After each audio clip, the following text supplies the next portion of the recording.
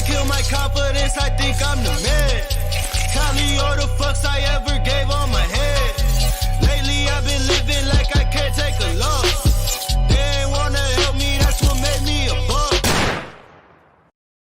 Yo, yo, yo. Hey, what it is, what it could be. It's your man, Nino Black. This is Black Thoughts. Y'all know exactly what's going on. The revolution will not be televised, but it will be streamed. The chicken has come home to the roost, and God is blessing all the trap niggas. Happy holiday, my people. We black like we never left. We here. How we doing? Thank you, thank you, thank you. Hey, listen. It's the holiday season. We supposed to have, this is the time for giving, the time for family, the time for love. This is the time of the year where families get together and we embrace one another and we give thanks for being in each other's lives. But there's another side to the holiday that we often don't talk about. We often don't discuss, but it's there, and it's a dark cloud, and it's there. And that's that anxiety, that's that depression, that's that financial inadequate, not being able to provide or not being able to give for the holiday season. And it sometimes put us in a mental space, a bad mental space. We're going to discuss that today. I got a couple guests with me that I'm going to bring on. And throughout this time, we're going to have a conversation about this, open dialogue about it. So anybody that's watching, all my people that's watching, if you have an opinion, if you have a thought, drop it in the comment section. We're going to discuss it, man. If y'all have any questions for the guests, make sure you jump in on that as well. But we're going to get into the conversation. I want to really be transparent. I want us to have a real conversation, and let's get to the bottom of it, man. This episode is called Surviving the Holiday Season, Surviving Anxiety, breaking free of it all, man, and coming to a better headspace around this time of year. So for our first guest, is somebody who I respect highly. When I first met her, her voice, her tone, the way she talks, the way she carries herself, her knowledge as it comes to finances and currency and the way money moves and the way money works, it intrigued me. And I follow her. And she is not afraid to have those conversations about finances and money and how we handle money. So our first guest, I'm going to bring her on. She go by the name of Mitra. We're gonna bring her on right now. Come on, let's go and get her on the live. How we doing, love? Hi there. I'm doing well. How are you this evening? I'm doing fine, and you looking as beautiful as usual. You always look like a Hallmark card every time I see you. That's amazing. How we doing? I'm doing very well. I'm trying to figure out, like, and this is not me coming on to you or nothing. I'm just asking. Do you and Pharrell bathed in the same water? Because neither one of y'all ever get old. Y'all just seem like y'all get younger every year. I know it might be these filters, these social media filters. I'm not too sure. Oh, yeah. Well, do they have any yet that make me skinny? Because I keep gaining weight every year, I feel like. At this point, I think they have every filter imaginable. You know what? I met a girl on Facebook the other day, and she had two cock eyes, but when I seen her, it looked like she had two contacts on her live. I thought she had blue contacts, but really she had one glass eye and a contact on it. So I was confused. I didn't really know what to go with it. But how we doing? It's been a long time. How you doing? It has been a long time, and you know the how we doing is always a very loaded question because we're all human and we're all going through things. And that can change at any given time, you know, like certain triggers come up, certain experiences that we have, and we're all dealing with stress. And that tends to be even, you know, exacerbated during the holiday season. So it's something that we're all sharing in this unique human experience that we call life. Yeah, you're absolutely right. You're absolutely right about that. So can you kind of give people a little bit of who you are, a little bit of introduction of who you are and what it is that you do?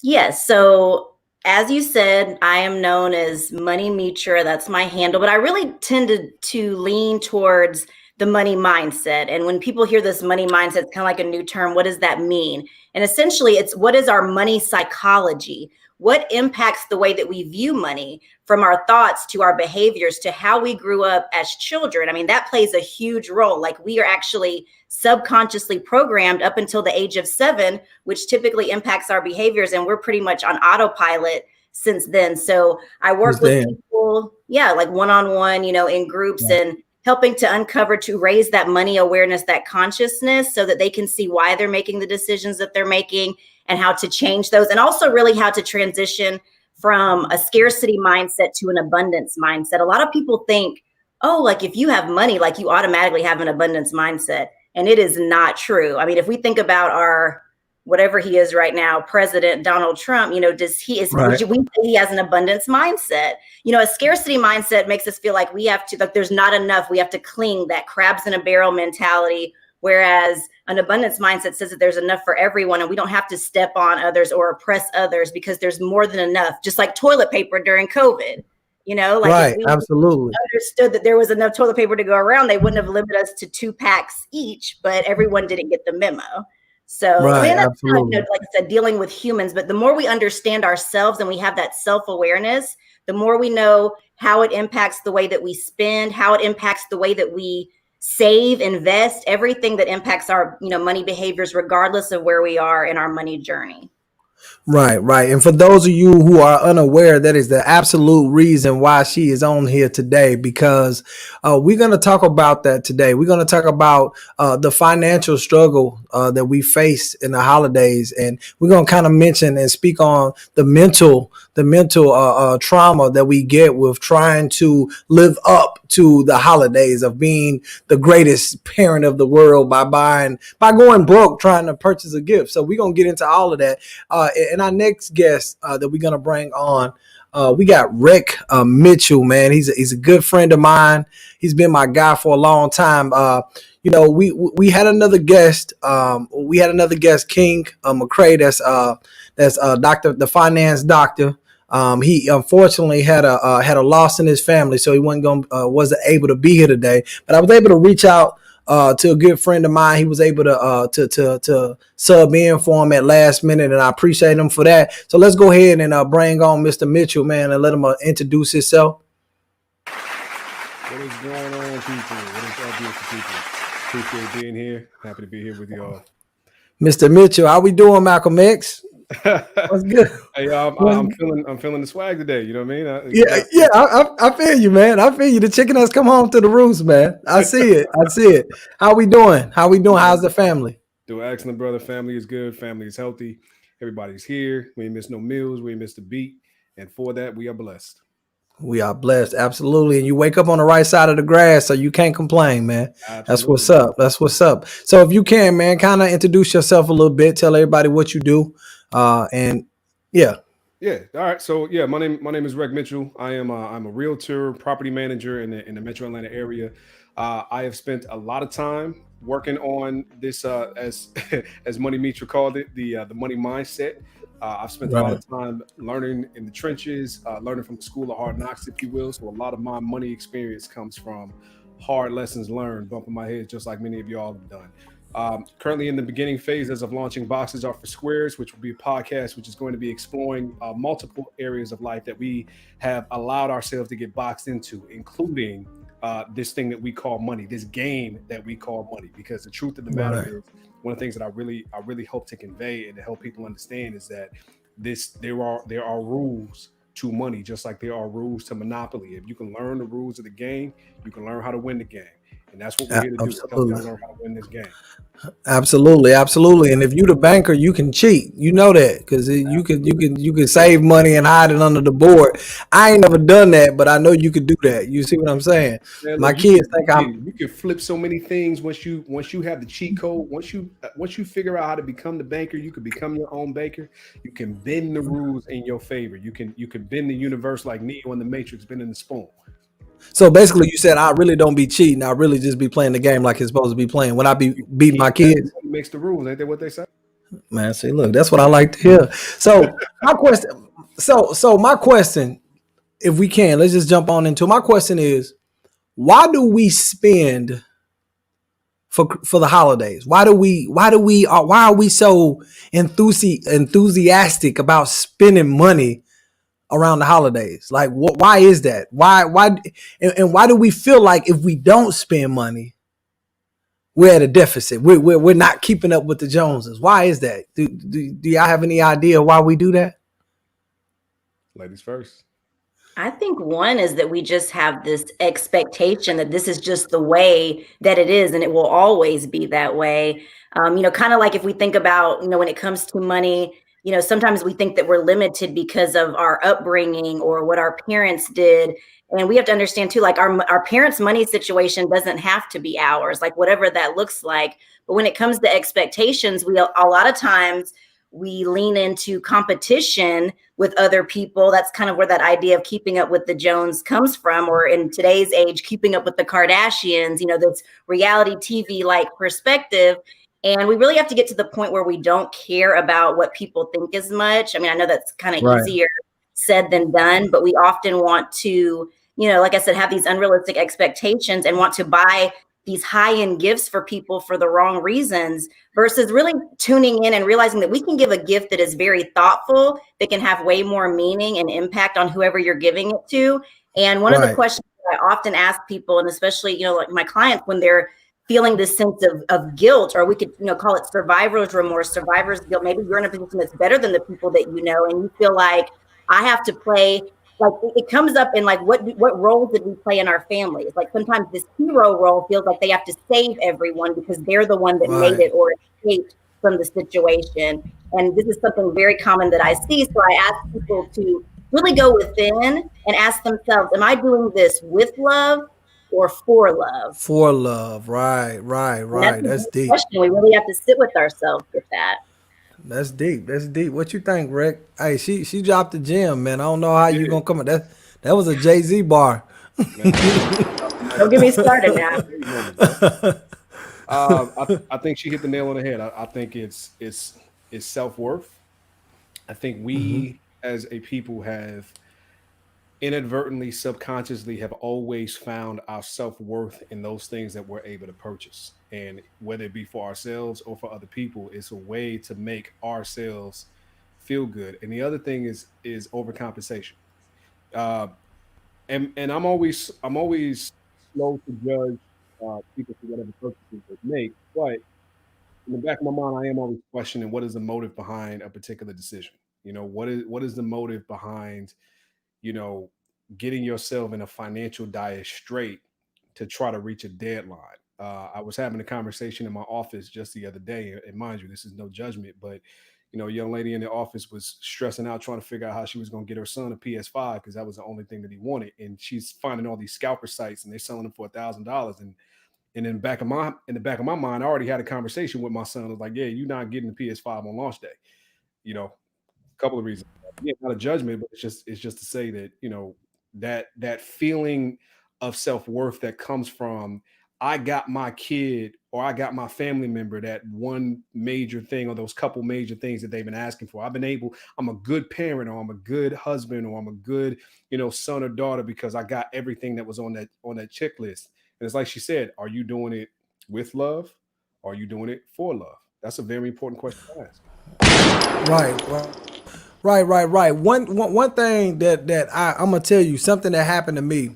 My son, my son hardly ever asked for anything, let alone on Christmas. Like he hardly ever asked for anything. Well, I asked him, I said, well, hey, what do you want for Christmas? Is this something that you want for Christmas? He was like, well, I don't really know, but my mom gave me a Target book and let me circle a bunch of stuff. And I'm like, okay, well then you don't want anything, bro. Like she literally said, hey, here's a book, circle some stuff. And you did. Like, so I'm like, all right, well, look, when you decide you want something, just let me know and we can go get it. But like, I'm not, I'm not getting you nothing for Christmas because you don't want anything. You don't need anything. But here his mom is with this long list of things that he circled that he doesn't even want. Like he doesn't want it. You giving him the option. That's like if you ask a child, what do you want to eat? Real food or ice cream? They're going to say ice cream every time. Give me ice cream. What do you mean? So And that's what brought me to this conversation, because I noticed a great deal of the time, even when we watch children birthday parties, you see these elaborate birthday parties for 2-year-olds. And it's like, who is the party for exactly? Because the 2-year-old ain't gonna remember none of this. No. But we do but we do it, and we constantly do it. You know what I mean? So it kind of puts me in the mindset of, why around the holidays do we see fights in Target, in Walmart parking lot, trying to get the TV, trying to get the Xbox, trying to get the PlayStation, not knowing that, that Xbox just came out. It's $900. It's $600. It's $500 right now, and there's not that many. Why we can't wait 2 months to get it when they stock up? Like, what is the need? But at the same time, when I look on Facebook, I see everybody's posting pictures of their Xbox. Why do you think that is? Is that for validation? Is that for instant gratification? What is the reason behind that? I don't get it at all. Help me. And I would say, I think validation, because we as humans, feeling valid, feeling seen, feeling heard are basic human needs. And they definitely apply to money as well. When it comes to, especially like our people in our community, the subconscious programming that has occurred when it comes to marketing has repeatedly told us that we're not enough, that we're not good enough, that we're not worthy. And when people don't feel seen, what do? They overcompensate, like he said, and they want to show up and they want to be seen. And that can be through these material things. It's no reason that, people act like they don't understand what goes on in Chicago, that people lose their lives over shoes, because the programming has said that these lives mean less and have less value than these material items, which is why we have to say Black Lives Matter, because they do matter. But we have, like I said, through racial white supremacy, it's taught us that they do not matter, when indeed they do. And a lot of the world that we live in is a lot of smoke and mirrors. But going back to what you said about Black Friday, on a psychological level, that's the principle of scarcity, which really drives impulse buying. And it's because there's limited numbers and quantities, and it leads to competition. So people are literally out here fighting for these items, and they have to get the validity, the validation that, yes, I'm the one that, got one of these very few items. That's why the iPhone always performs in the way that it does. And that's marketing happens on a very subconscious level. So when we can tune into these things and realize what's going on, behind the scenes, then we can make intentional decisions versus being drawn to make decisions because they know what marketing, looks like, how it works. And people know that people love sales. Like, they literally will have something like a sweater that can be, $39.99 on sale for $19.99. And the price actually is $39.99, but you will buy it because you feel like you're getting a 20% or $20 discount. And literally companies have had to pay large amount of fees, because they've had this deceptive marketing practices. So when you understand that, take a step back and really, I talk a lot about like where money and emotions meet, because do I really need this? What is driving my decision to have this? How am I feeling in this moment? Like, if I go on Amazon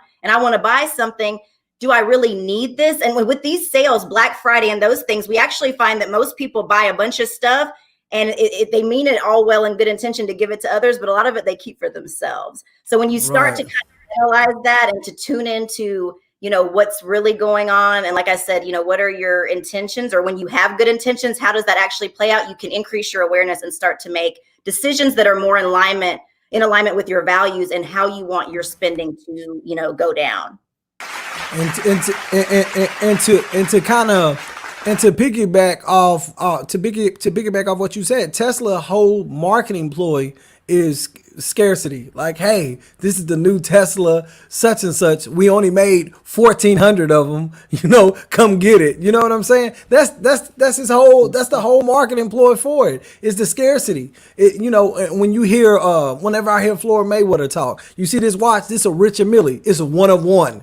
Okay, so you paid $2.2 billion because you're the only person that got it. Oh, okay. Yeah, it makes a lot of sense. Scarcity is driven by fear. A lot of the decisions that we made are made from fear. When people sell off their stocks, when really that's when they're on sale, it's driven by fear. Right.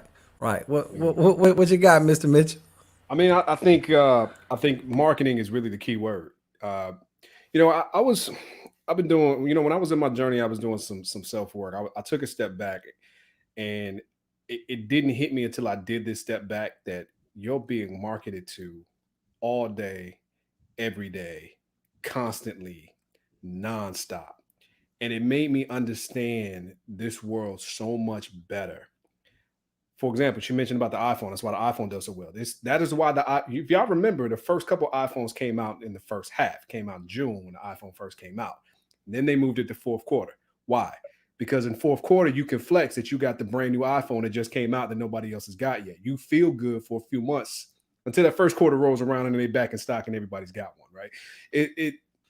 That whole idea of, there's a limited amount, so let me go ahead and jump on this, it absolutely plays in our psyche, that FOMO aspect, that fear of missing out, that, I need to jump on this right now.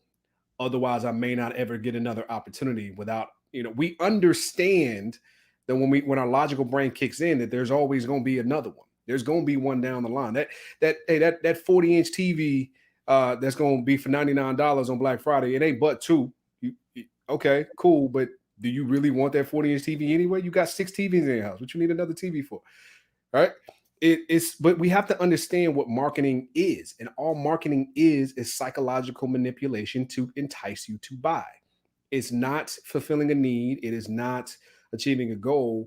But for us, if you consider the fact that Black folks have over $1 trillion in spending power, it has been particularly for, I'll say, Generation X, especially, and millennials, we have been on the lower end as a people for so long that now that we have the ability to get things through various methods, be it through, the sweat of our brow, or be it through the use of credit, we feel the need to get those things that we always wanted, or to give our kids those things that we always wanted growing up. We talk about, me and you talked about this before, the fact that when we grew up as kids, we ain't had nothing.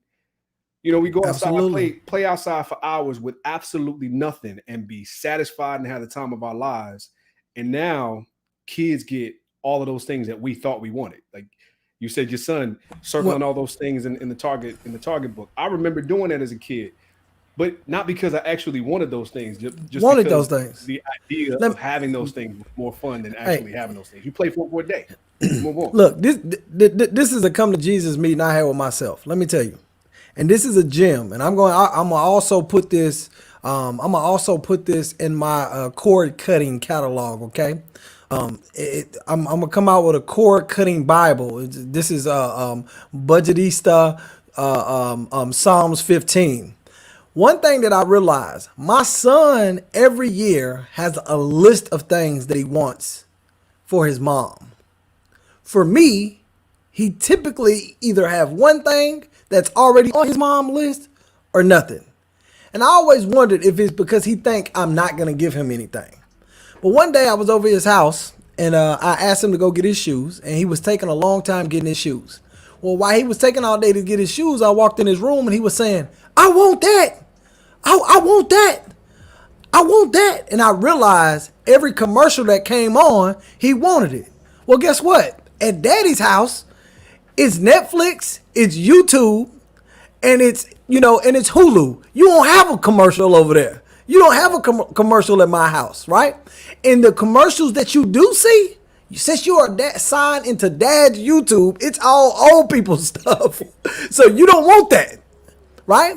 So when you get to my house and it's time for you to make a list, you can't remember none of the toys that you saw at your mom's house. And that's what I've chalked it up to, because now his mom doesn't have cable. She's on a Fire Stick. His list is like, when is Christmas again? Because he's not, as you stated, being marketed to all day long. Right. You see what I mean? Right. And I don't think we realized that as kids or as parents. Well, we didn't, because, when we were kids, we were being marketed to nonstop, between product placement and movies, or think about this, right? Because remember, I was a superhero kid, right? So I remember when Batman came out, right? Commercials for Batman, everything was everywhere. The Coke commercial, McDonald's commercials, the toys, the shoes, the shirts, the costumes. I mean, it was everything was everywhere. And to your point, Right. I had that exact same revelation with my son. When my son was probably about 5 or 6 years old, I remember having that exact same realization because my wife and I have not had cable for over 10 years. And I brought him to my parents' house. My parents still had cable. When I came to pick him up, this boy had, Daddy, I saw this and I saw this. And I was like, whoa. Like, Yeah. where did this come from? Right? It's that exact same thing. When they put him on Cartoon Network all day, you constantly, that barrage of marketing. It's things that boy ain't never thought about, did never know existed. I want the thing that's got the different water balloons. Bro, you finna play with that for 2 seconds. Really? Really? Yeah. Absolutely. Absolutely. Now, like it's kind of like when my son was probably 2-3 years old. I was at Walmart. I seen this toy. My son was crawling. And this toy was like $89. It made noise. It sung. It shot balls in the air. It did everything. My son was afraid of that toy. Like he would never play with it. He would run from it. But the box, he had the best time of his life with the box. And I realized even then, like, you know, I didn't realize even then that I was buying it for me. I wasn't buying it for him. You see what I mean? So when we get into the next segment, Mitra, did you have anything else to follow up on this actual conversation about the kids being marketed to all day long? I mean, I'm in total agreement with that. And I think, you know, pretty much what you all are saying is that children wouldn't know if it wasn't, you know, presented to them, and parents wouldn't put it on their children if they didn't feel the pressure. But I think a lot of it too is that parents a lot of time are also trying to recreate what they did not have. So it's a way to heal the trauma around the holidays, because holidays for everyone are not just this automatically, you know, memorable experience or this positive experience, because when there was a scarcity or lack of gifts and their friends were getting gifts, you know, that can really, you know, leave a wound. And when a parent becomes an adult, what is it that they're trying to do? A lot of times they want to be able to, you know, create and heal that trauma from their childhood and give their child everything that they didn't have. So, you know, having that awareness and kind of digging in deep there. And again, is it with love or for love? Am I trying to heal the past? And how can I focus on the present and be present versus living in the past or always thinking about the future? Because that's where stress, depression, anxiety, all those things come from. But when we live in the moment, we are present and we are, you know, vibrating, you know, with love versus all the other negative emotions that keep us feeling stuck. Yeah, because, you know, I'm looking and don't get me wrong, you know, I have an Xbox. You know, my children play Xbox. I don't play Xbox. I mentor kids. They play Xbox. I don't play it. I can make up 1,000 reasons to justify why I need to buy a new Xbox for them, of course, because all the other kids want one, so they want one. You know, that's just justification in itself.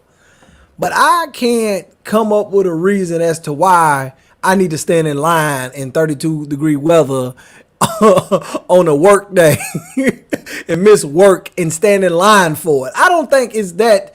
I know somebody that has went to 17 different locations to track down the Xbox. 17 different locations. Do you know how much gas, time, energy? Do you know how much that is? That's a lot. Like, I know women that don't even put that much effort in finding a husband, let alone a game system that's going to take her husband from her. I've never seen it.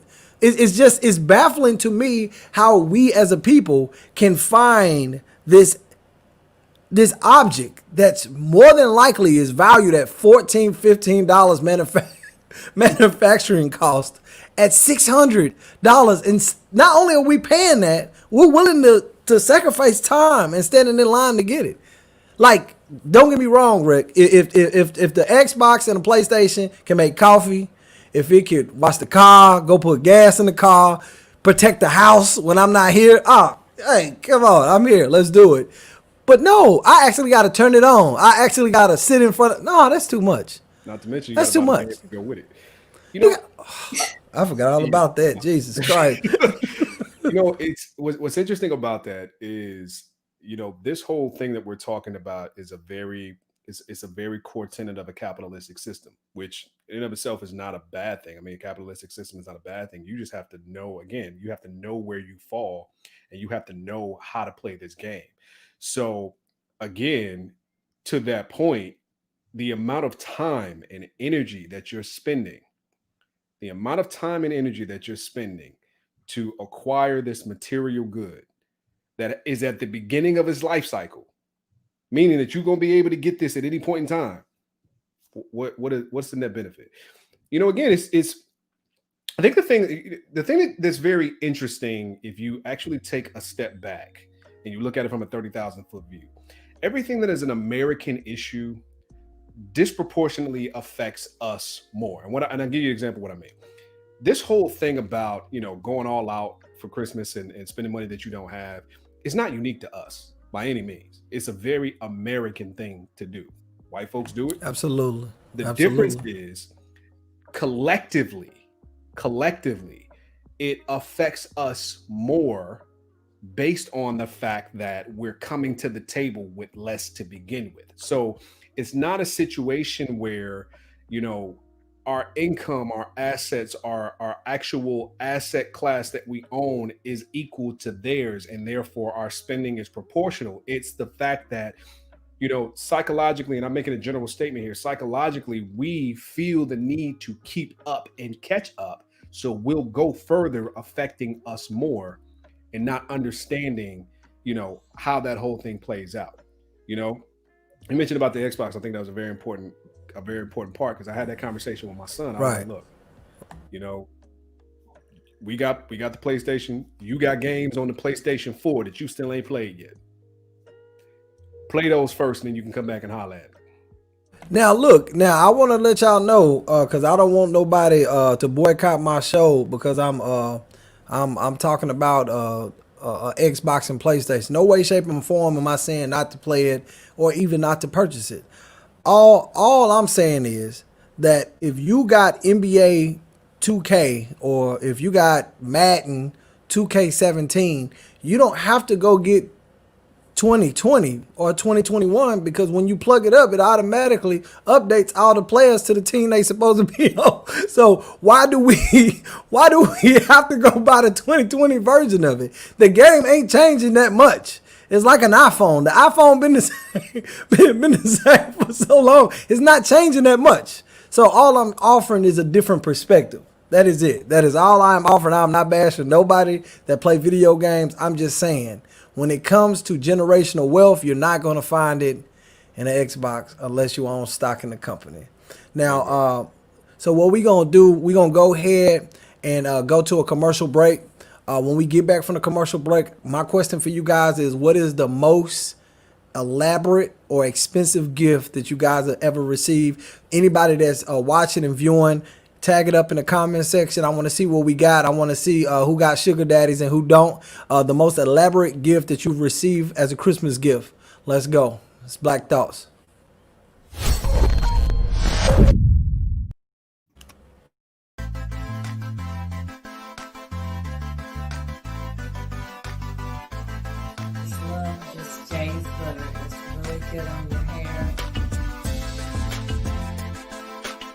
My favorite has got to be the peppermint mist, the leave-in conditioner.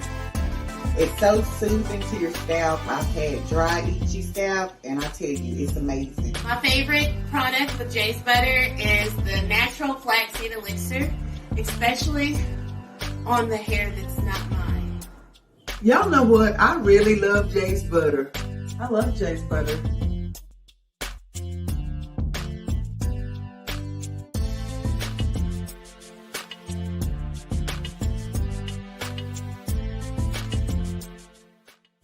What up, everybody? It's your boy Royce the Voice, and I just want to give a shout out to our sponsor, Kevin Lambert, aka the Cell Phone Guy. Now has a new website at www.tncellphoneguy.com. He will turn your phone from hell to heaven. He's open 24/7. He'll have your phone done in about 30 to 45 minutes, an hour at the most. There's no other guy that I would rather call locally is Kevin Lambert. So y'all make sure y'all check him out, all right?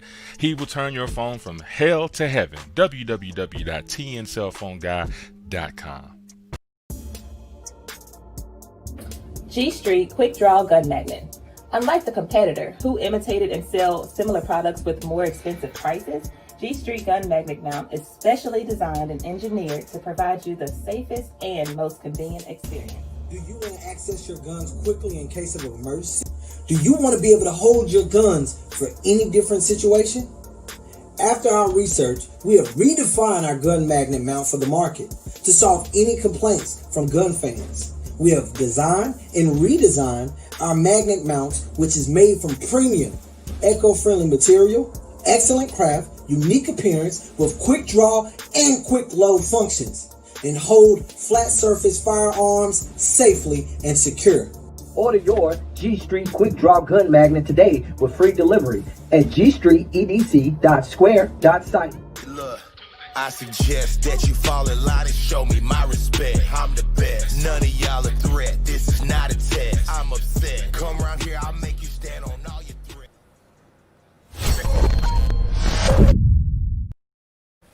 And we black again, It's your man Nino Black. This is Black Thoughts. Before we left, I had a question not only for my guests, but also for the viewers that are watching. What is the most elaborate gift that you've ever received for Christmas? If you can, go ahead and tag it up, put it in the comment sections. I want to see who got a sugar daddy, who don't. I want to see who's spoiled. Let's see what's going on. And right now we got our two guests with us. We got Money Mindset Mitra, and we also have Rick Mitchell. Thank y'all for hanging tight as we pay some bills. Because unfortunately, I got child support, so we got to pay some bills. We got to get some money moving. All right. So, what is the most elaborate gift you guys have ever received? I for some reason, I just want to go to Mitra. I just feel like she's got a Mercedes out of a deal at one point. So I just feel like it. I'm sorry. No, I mean, I've never gotten a car out of the deal for Christmas. Never got a property that someone gave me. I wish that would be nice. But the question also is, what would I have to do to get it, and does that align with my values? Right. Say, let's see, the most elaborate, the two that come to mind, I'm trying to remember if it was for Christmas because it's hard to differentiate there. But I know one year I got a Burberry jacket, and that was from my sweetie. And one year I think my mom and dad gave me like a Gucci handbag. I think that was for Christmas. So those would be the two that come to mind. Okay. So you spoiled, basically. That's spoiled. That's spoiling whenever you get a Gucci, and that's spoiled. That's spoiled. And we have to dig, just like we're talking about, because it's not so much the stuff that is the problem. It's not the PlayStation that is the problem. I'm actually a big proponent of abundance mindset. I actually have been at certain times like where I had a scarcity mindset based upon decisions that I made. And I had the money, I worked really hard. I worked in, sales doing mortgage loans as well. So I was like, when I get my big check, I'm going to reward myself with something that I've wanted a long time. And I'm like, can I buy this however many times over, whatever your rule of thumb is, because it varies for different people. Right. I bought myself a Chanel bag. And then afterwards, which actually I know Chanel bags actually go up in value. People make all these jokes about the Birkin, but Birkins, especially if they are very scarce, like this, I saw this one that was some type of very exotic skin and had diamonds on it. Like someone bought it for like $350,000 and then they sold it for $500,000. So if you do the research and you understand the market, there is, money to be made. Like these items can appreciate, but some things depreciate when you walk off or drive off the lot, like a car, for example. But when I bought that Chanel bag, I was like, later on, I was like, why did you buy that? Like having buyer's remorse. And then I stopped wearing it because I felt guilty about it. And then later on, like it took kind of like a year past. Right. Why are you feeling guilty when this is what you wanted? Stop trying to hoard and cling to everything either, because that's not living a life of joy and peace and love and all these different things. So it's not so much the item. It's one, can we afford it? And two, what are we making these items mean? Am I a more valuable and better person just because I have a Chanel bag? Absolutely not. Like, we are all human and we're all in this experience together. But, you know, it wouldn't make sense if I can't pay my rent to buy a Chanel bag or to go to, you know, All-Star Weekend and not have a hotel to stay. I just get my flight and just end up there trying to figure something out. So it really comes down to, again, like priorities and what are we making these things mean? Because if we have a high self-worth, if we know our value, it's okay to reward ourselves. Nice things are perfectly fine. Luxury can be a part of our life and we don't have to feel guilty about it. And that's where I've done a lot of my own money mindset work to eliminate those feelings so that I can live, you know, and plant the seeds and grow money in a way like he was talking about, like knowing the game of money, because money really all it is it's a tool, you know, and everybody can use it differently. We have to see, how does it fit into my life and what am I trying to achieve? And we're co-creating our lives. What do we want our life to look like at the end of the day, which also means considering our future selves, not just, you know, where we are right now in this moment.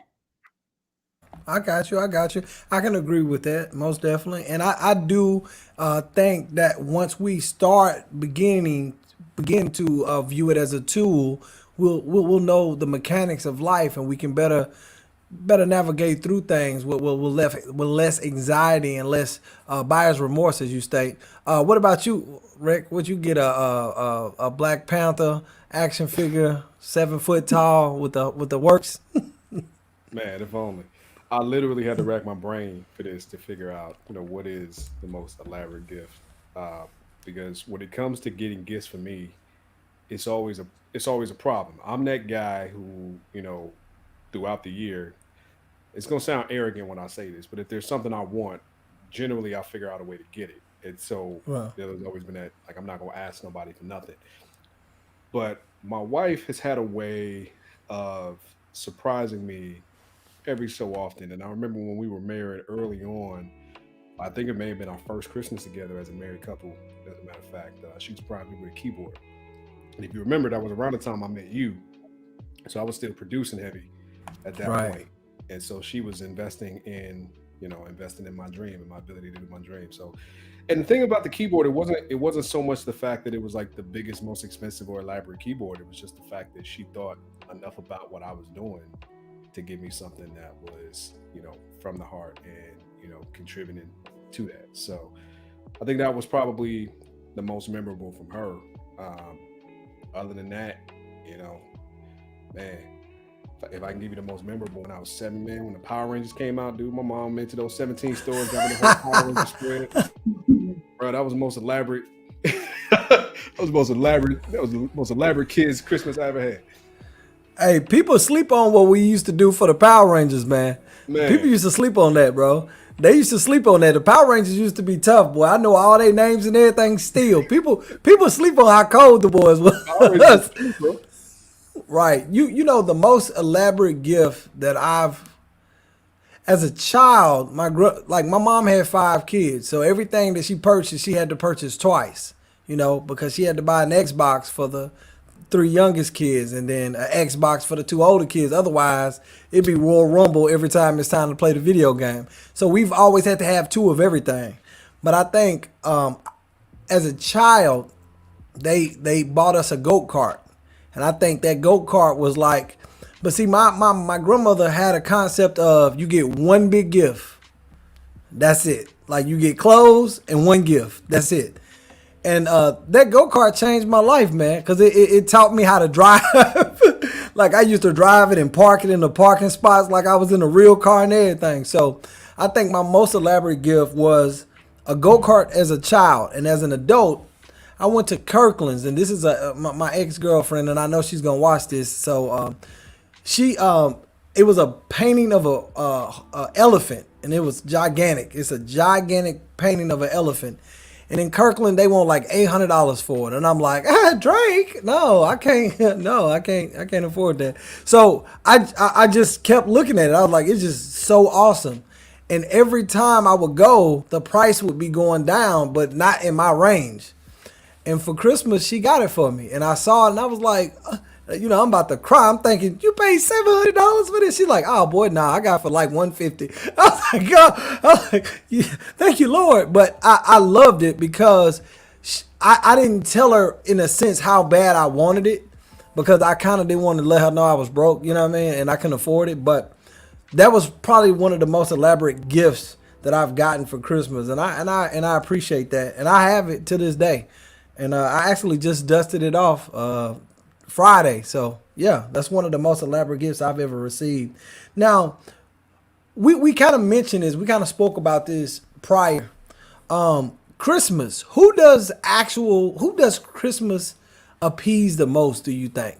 The gifter or the receiver? Like who is Christmas for, in a sense? Like, because I see a lot of the times a lot of people post everything that they buy, and just as much as the people who purchase everything that they received. And I kind of try to figure out, like, who gets, who is Christmas for the most? Is it for the buyer or the receiver? Want me to take that one? Neither. It's for the companies that manufacture the products. That's who it's for. Absolutely. Yeah. Absolutely. They don't give a damn if you're the gifter or the receiver. As long as that money is spent. Right. But other than that, I think it's a little bit of both. If I had to lean, I'd probably say more. If you make me pick one, I'm probably gonna say more the gifter, because the gifter gets some subconscious bragging rights. The gifter is to be able to say, I got gifts for you. I got you that. See, I'm the one that got you that thing. I'm the one that, made that thing happen. I'm the one that made your Christmas so special. It's even to a point like, yeah, as a matter of fact, I stand by that, because to this day, my grandmother, bless her heart, has this thing where she has to send a gift every year, but she's gotten to the point where the types of stuff she's sending ain't the types of things anybody wants. And we all like, Grandma, keep your money. It's cool. Just give us a phone call. We straight. You don't need to be like, what I'm gonna do with a penguin cookie jar for Christmas? I love you, but you know what I mean? But it's just that she wants to be able to feel like she did something for somebody. And I get it, and I appreciate it, but I think that's something for us to really take into account. You know what I mean? When you're giving a gift, who are you doing it for? And that, what you just said, what it brought up for me, I'm like, when we give a gift, if we're giving it from the ego, that's the way that we would feel, like bragging rights. I did this for you. I created this experience. But when we're operating from the soul, it's not about the gift. It's about the meaning, about the thoughtfulness behind it, which is hard. Like you said, living in a capitalistic society where consumerism, drives a lot. And just like, we just talked about the most expensive, extravagant gifts that we've ever gotten. There was even a year, I think maybe it was last year, my mom, she was like, what do you think about this year? And I could tell she was hesitant to even say it. If we just don't even exchange gifts. And I could tell she was kind of like shying away from it. And I was like, I'm totally fine with that. Do you know how stressful it is to have to get gifts for everyone? And she was like, are you kidding me? And I was like, no, I'm not kidding. Like, this is great. Yeah. Pressure that we put on, and we're really doing, part of it for us, for other people. But we both were like, we can just take this mask off and just enjoy the presence of one another for the holidays. And there doesn't even have to be $1 behind it at all. Kind of like the same thing, because we were talking about holidays are not, a happy time for everyone. But how many people have actually spent the holidays ever by themselves? It's almost like it sounds taboo or sad, but some people, that might bring them so much joy to not have to deal with all those family dynamics and sibling rights. Oh, yeah. It comes up to the surface. So, and I think COVID is just really giving us a different perspective of the things that are really, really important. Because it's like, yeah, we can do the Gucci this, Gucci that, and we can also do nothing and just show up and just embrace each other. And those experiences, they stay in our minds way more and have way more imprint over our lifetime than material goods that we can exchange. But, you know, like I said, it's nice to be able to give those gifts. And I think also the pressure is very heavy to be the perfect parent. The imagery that we see on social media, on Instagram and Facebook, of these perfect, picture perfect families, and we all wear our Christmas sweaters and, you know, have the tree in the background, you know, the billboards, the commercials, all that we see. It can be very overwhelming to try to, you know, match that and to feel like you have to compare, when a lot of it, I mean, people can take that photo and be arguing in the next 2 seconds outside of the photo. So you don't really know, you know, we have to really stop the comparison, because comparison is the thief of joy. You know, I actually have a family photo, and it's my mom and my grandmother, and it's my mom, my grandmother, my uncles, all my brothers. Literally on the way to that photo shoot, my oldest brother and my uncle got into a fist fight, and my uncle went to jail. So it's only one uncle in the.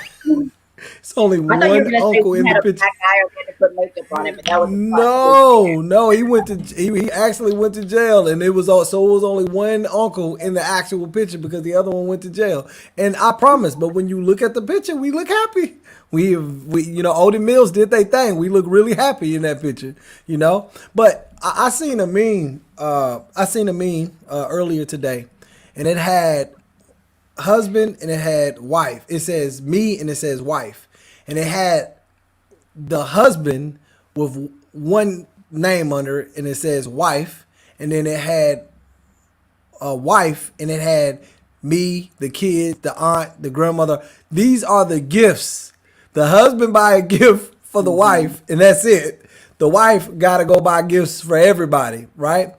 And when I saw that, I chuckled a bit, because I think about that. Like, I hate buying gifts. I only want to buy a gift for one person, but but can you imagine the anxiety that she gets of having to try to figure out who to buy a gift for and what they like and how you know, what size they wear? Can you imagine buying for all those people? Can you imagine? Right. And then imagine when your kids evolve and they don't like the same things that they liked, and you have a child who, like me, sometimes will just say, you know, the truth and try from an authentic place and be like, I don't like this. And then the feelings that, you know, that are tied into that. But it's like my, you know, 16-year-old self or 13-year-old self doesn't like the same things from, you know, my 8-year-old self. So, you know, kind of keeping up with that and the evolution. And then, you know, but it's good too, like when it does catch back up again. I mean, it's just very interesting, but, you know, like people have feelings, and as kids, you're not always, you know, fully aware of that. Yeah, I don't have to find that anxiety because I have to hear about it. You know what I mean? Listen, you know, my wife to this day is like, look, I still got presents I got to wrap, and we got to send this out. And so I ordered your stuff. It came to the doorstep. We good. But it is a real thing. That sounds like planning a wedding all over again in my eyes. That's Bro, that was the most stressful time of my entire life. I ain't trying to do that for nobody. But it is, man. Just trying to check that thing off. You know, but you know, again, it's just being mindful. You know, it's being mindful of, you know, in our family, we have a couple of members of our family that do that. They feel the need to send a gift out to every single person. And then that in turn creates an anxiety where you feel the need to reciprocate. All right, I got this gift from my aunt and uncle who live, you know, 18 hours away from me that I only see, you know, once every other year. So now I got to get something for them, but they weren't necessarily on my radar. And then my cousin came out the blue and she sent me something. So now I got to send her something back. And I was just trying to do, you know, the immediate family. And, you know, maybe my parents and her parents, we was going to be done. There's got to be a cap. There's got to be a cap. You know, I was reading an article earlier today, and I'm going to read y'all a little bit of it. It was 10 reasons you'll spend too much this holiday season. And it lists out 10 reasons of why you would overspend for the holidays. And I'm just going to go through this list and y'all can kind of tell me what y'all thoughts are. It says Black Friday, Cyber Monday, and all those other pre-holiday sales, pride and expectations, perfect parent pressure, convenience, shopping under the influence, shopping psychologically, overestimating, falling for party season propaganda, collective irresponsibility, and holiday guilt. Those are the 10 reasons why they know you're going to overspend on the holidays. What y'all think about that list? I think that's a very comprehensive list. Yes, because I think holiday guilt is probably a deadbeat's father's worst nightmare, because that's a holiday coming up. You ain't seen the child nothing but 2-3 days out the year. You got to go big. You got to go. It's the child 5. We got to go get him a Lexus coupe. We got to go do it. We got to do it big. So y'all think this list is dead on? Absolutely, and there are certain things that absolutely stand out, because on the flip side of that holiday guilt is that perfect parent pressure that we were talking about. You know what I mean? That, that idea that, my son only asked, or my daughter only asked for a couple of things. I gotta make sure that I get those things, no matter how illogical or inconvenient those things might be, or impractical those things might be. It's that they want to have that feeling that the thing that my kid wanted, or I know they wanted, I can surprise them and having them open that up on Christmas Day. And I understand it. You know what I mean? As a father that spent a lot of time at work and didn't really see my kids, not because I wasn't, in the house, but just because I was working all the time. I understand that feeling of, if I can't be there with them, then I can at least get them what they ask for, so that they know it comes from the heart. But, on the flip side, what I came to learn with my kids as they've gotten older, it ain't the gifts. They just want to be able to do something together. You know what I mean? And so that kind of helped me personally. I mean, I'm not making a judgment on anybody else. That helped me personally really ease out of that. It really helped us to be able to look at the bigger picture. I can have those conversations with my son now. What are the things that you really want? And we can draw lines and we can set expectations. Yeah, that's probably not going to happen, but maybe this thing over here, you know what I mean? That's more within our range. And he's good. He's good because he knows whatever it is that he's doing, absolutely. We've been able to make up for that. So that perfect parent pressure eases off. All right. Well, I kind of want to wrap it up. But I want to kind of wrap it up, Mitra. I want to talk about anxiety, the mental, financial pressure that is placed on us during the holiday season. Can you speak to that? Because I know your the mindset, and it's the money. And I would say a lot of the anxiety comes from, trying to keep everybody happy, overspending, and also the physical exhaustion of running around, getting all these things, picking up the gifts when it comes to the food, because we know that even, holiday food is a very big thing, and it's very stressful, especially if it falls upon, one person, not to mention the heightened tension, within these group and family dynamics, during the holidays. So that's where a lot of the stress and depression comes from. And the anxiety around finances, because, like that article talked about, we have this concept of collective irresponsibility. It's like, oh, well, everyone's doing it. We should all let's be broke together. When January comes around, no one's going to have any money anyways. But then we're starting our year off on the wrong foot. Really, we should be thinking about, how can I make 2021 cliche, my year? But you truly can, if we can break the cycle of those thought processes and stop telling ourselves that we have to, start way back here. If we already have a 300, year, or other groups a head start, why are we feeding into that cycle? And how can we break that cycle? How can we change our mindset, think differently? Because, our thoughts and our feelings become real things. That's what manifestation is. And we have to start thinking of ourselves in an abundant mindset. You know, a lot of the things we were talking about, you know, comes from a place of trauma, and trauma actually even goes beyond thoughts. It's what we actually feel in our body.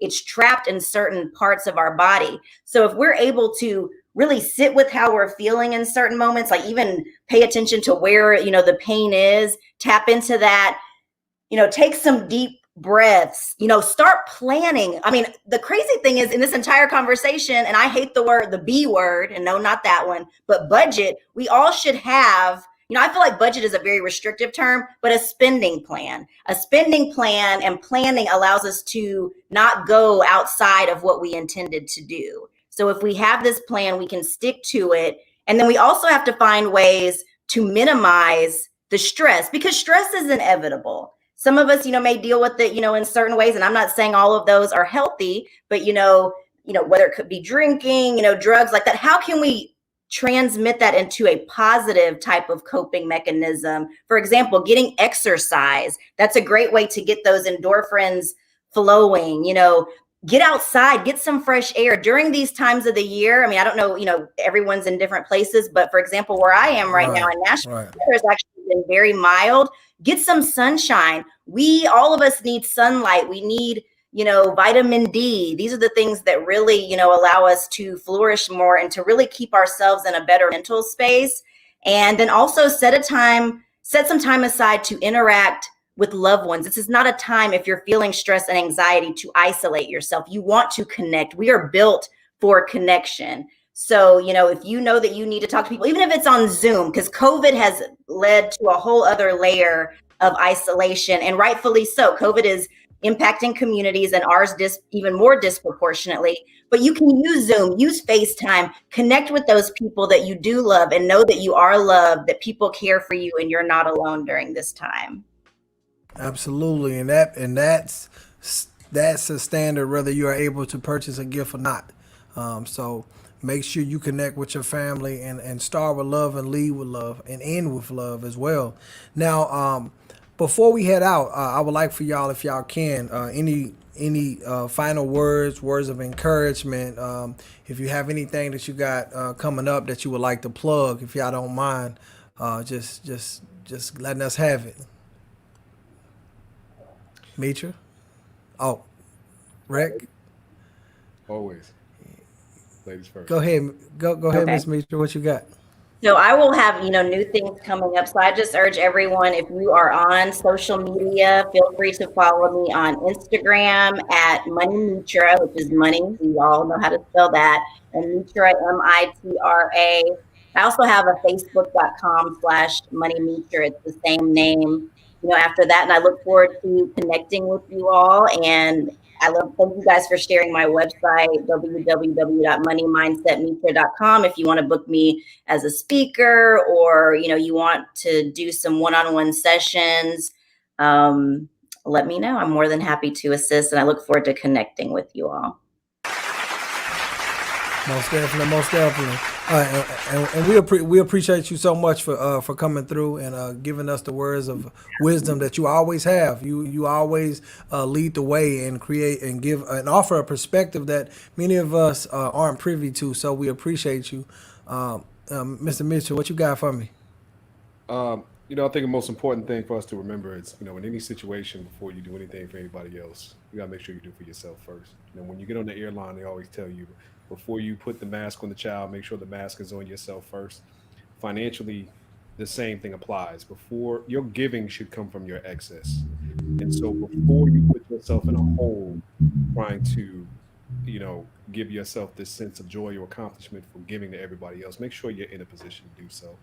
And even if that means, you know, putting together a plan, if that means, you know, putting together a little bit of money each month so that you don't feel that anxiety at the end of the year, so be it. But make sure that whatever you're doing is coming from the heart. You're doing it from love, right, not for love. In terms of what we got going on this side, Boxes Are for Squares will be launching in 2021. We are in the building phases right now. We want to make sure that when we bring this to you, that we bring this to you correct. This is going to be an exploration platform. Boxes Are for Squares is going to be our place to really be able to dive into conversations like this and many more about really collective psychological, emotional, financial boxes that we find ourselves in and how to break ourselves out of it. And that's where the title comes from. Boxes are four squares. These boxes that we've allowed ourselves to get stuck in are really keeping ourselves squared off. They're keeping us locked in as a people. And if we can figure out the way to break those boxes, we can figure out how to progress and we can live a full and abundant and fulfilling life.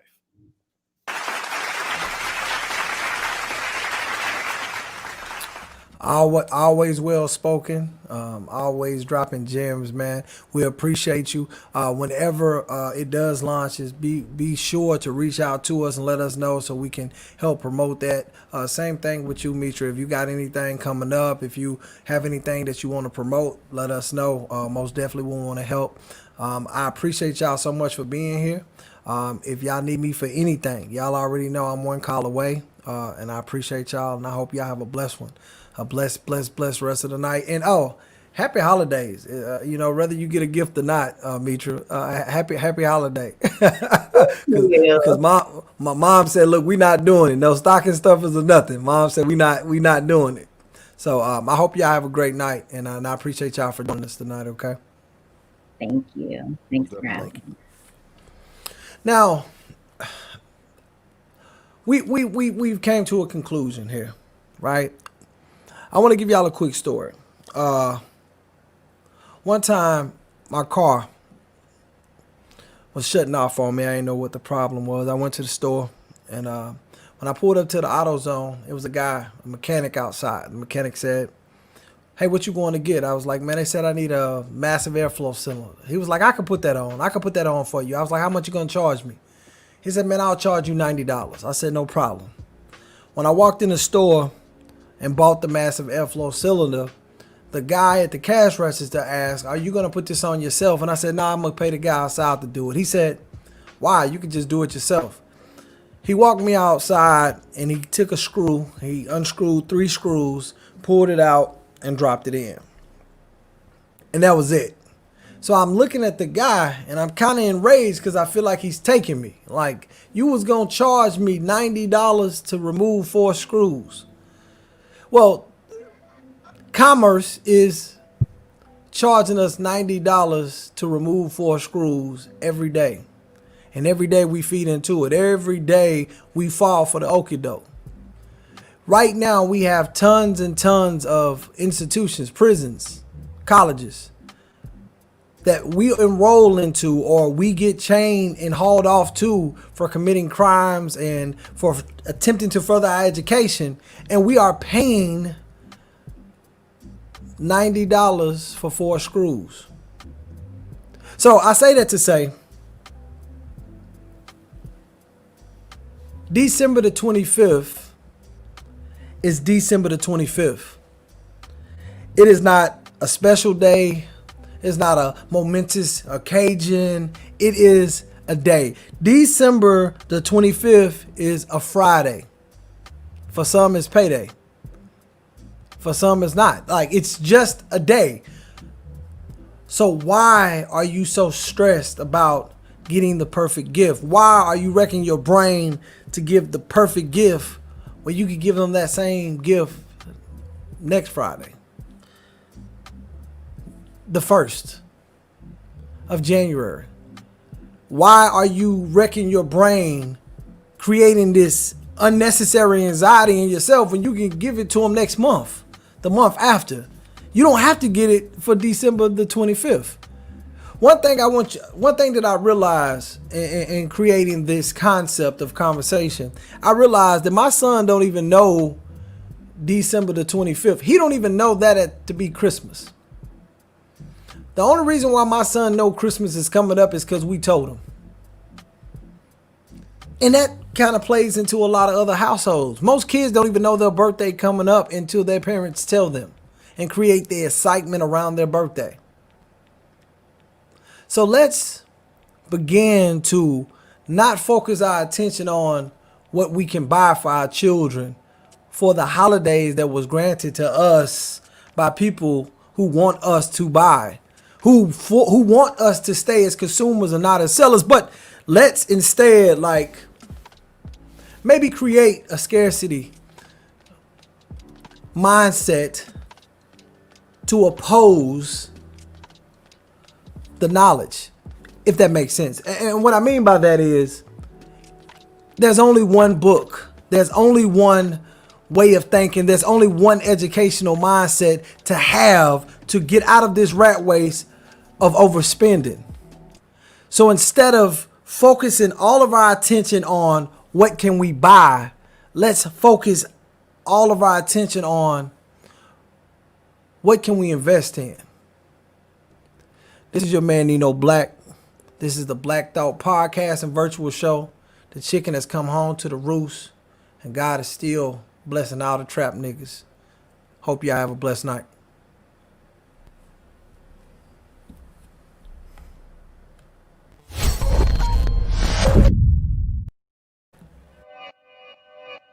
You can't kill my confidence, I think I'm the man.